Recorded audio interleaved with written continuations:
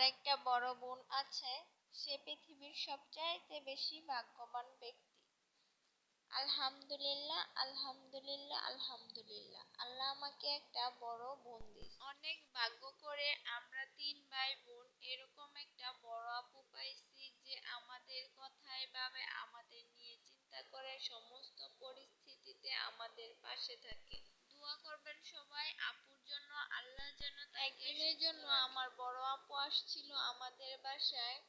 তো সেটা তো আপনারা দেখছেনই যে মিনি কক্সবাজার গেছিলাম। আসার সময় আমার বড় আপু আপেল, মালটা আর আম নিয়ে আসছিল, যেগুলো আমি খাওয়ার পর ভিডিও করছিলাম। যেইটুক ছিল ওইটুকুই ভিডিও করে নিছিলাম। অনেক তাড়ার মাঝে ছিলাম কারণ দুলাভাই আসার সাথে সাথে চলে যাচ্ছিল, তার জন্য আর তেমন ভাবে কোনো ভিডিও করা হয় নাই। আর এটা ছিল পরদিন সকালবেলা।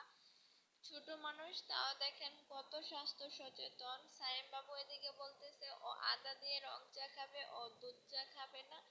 আর এদিকে তো আমার মামুনিটা আসার পর রুমগুলা ওই পরিষ্কার করে ভালো করে গুছিয়ে নিছে। আর এইখানে সাইম বাবা চা খাওয়ার পর মোবাইল নিয়ে বসে পড়ছে কার্টুন দেখার জন্য।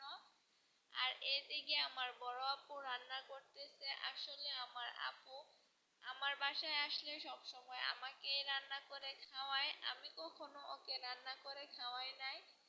আর বড় বোন তো মায়ের সমান, ও সব সময় আমাদের নিয়েই ভাবে। আর এইখানে আপু রান্না করছিল করলা ভাজি, আর এইটা ছিল রাত্রে রান্না করা গরুর মাংস, বড় চিংড়ি মাছ ভুনা, আর ছিল কচুর ছড়ি দিয়ে চিংড়ি মাছ। আর এটা ছিল আমাদের দুপুরের খাবার, মুরগির মাংস ভুনা। যদিও আগের সমস্ত তরকারি ছিল, আমরা এই কয়জন মানুষ এই তরকারিগুলো খাওয়া সম্ভব হয় না। আর এদিকে আর খাচ্ছে এখানে চিড়া ভাজা। আপু বলছিল যে আমরা যেহেতু ঘুরতে যাব তাই জন্য আর তেমন রান্না করতে হবে না। আর রাত্রেবেলা দুলাভাই আসছিল, তার জন্য এইখানে গরুর মাংস আর রুটি করতেছে আপু।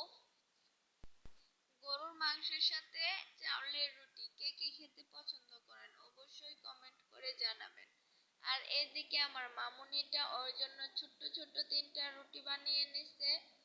ওকে খাওয়ানোটা অনেক কষ্ট হয়ে যায়, আপু এখনো ওকে খাইয়ে দেয়। আর দুলাভাই নিয়ে আসছিল আবার আম আর বুবি আর সাইম আর সাফওয়ানের জন্য গেঞ্জি। ওদের 2 ভাইয়ের 2টা গেঞ্জি প্রায় এক কালার, আর দুইটা 2 কালারের। দুলাভাই সবসময় দেখা যায় আমার সোনা বাবাটার জন্য কিছু না কিছু কিনে যাওয়ার সময়। আমার মামুনিটা অনেক কান্না করছে, দেখা যায় যে আসার সময় যতটা আনন্দে আসে যাওয়ার সময় অনেক কান্না করে আপু, তারপর সাবামণি। আসলে আপনজন তো এরকমই হয় যে আপনজনদের ছেড়ে যেতে অনেকটা কষ্ট হয়। আর সাবামণি তো বাসায় গিয়ে অনেক কান্না করে। ও সারাটা দিনেই কান্না করছিল, কিছুক্ষণ পর পর ভিডিও কল করছিল আর সাফওয়ানকে দেখে দেখে শুধু কান্না করতেছিল। আর আমার আজকের ভিডিওটা যদি ভালো লেগে থাকে তাহলে শেয়ার করবেন। আল্লাহ হাফেজ।